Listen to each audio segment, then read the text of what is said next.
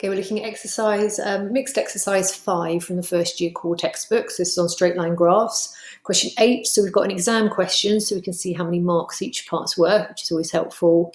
Okay, so what have we got? We've got 2 points A and B. We're given their coordinates, and we've got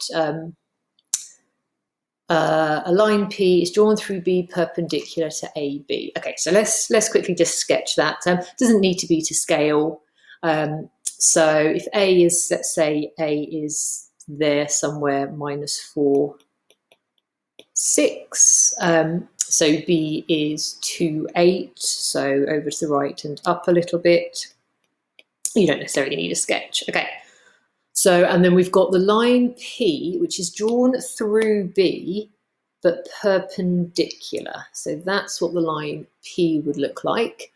And it meets the y-axis at point C. Okay, so we'll worry about that part in a second. First thing we've got to do is find the equation of line P. Okay, well, I can get the gradient of AB. So because I'm going to be doing 2 different gradients in the same question, I'm going to give it the subscript AB so I know which is which. So that is going to be change in y. So I'm going to do 8 take away 6, over change in x. So I must keep them the same way round, so it'll have to be 2 minus -4.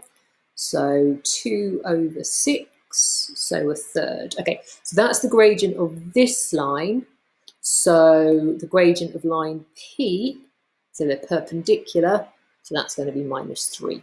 Okay, so then I think I can then answer part A. So I'm going to use y minus y1 is m times x minus x1. So I've got, scroll down a bit, in fact, why don't I just move this up? Okay, so I've got my gradient. Oh, no, ignore me.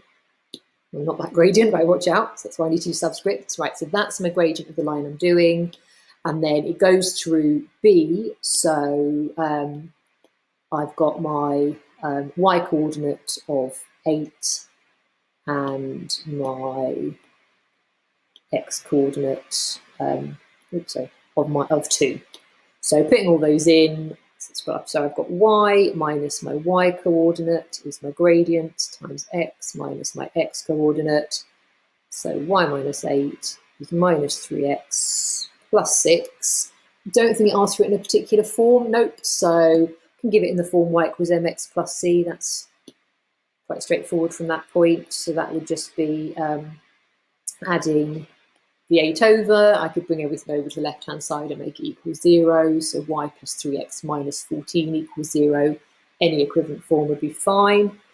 Okay, and then part B is only worth 1 mark. So that means it should be quite straightforward. Determine the coordinates of C, and it meets the y-axis at point C. So I didn't actually draw axes on my original sketch up here because I really don't need them.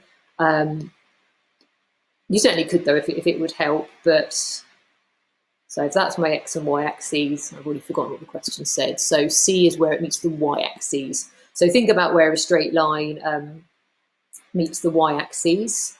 That's the y-intercept. So in fact, I really did not need a sketch there, did I? Because I've got it in that. Sorry, that was highlighter, right? Because I've got it in the form y equals mx plus c. I've got the y-intercept there. So it meets the y-axis at 0, 14. Not sure why I'm. Yeah, and do watch out for that actually, because obviously 14 is the value we're after, but it does ask for coordinates. So do give it as full coordinates. Let's just double check, 0, 14. Yep, brilliant, we're good.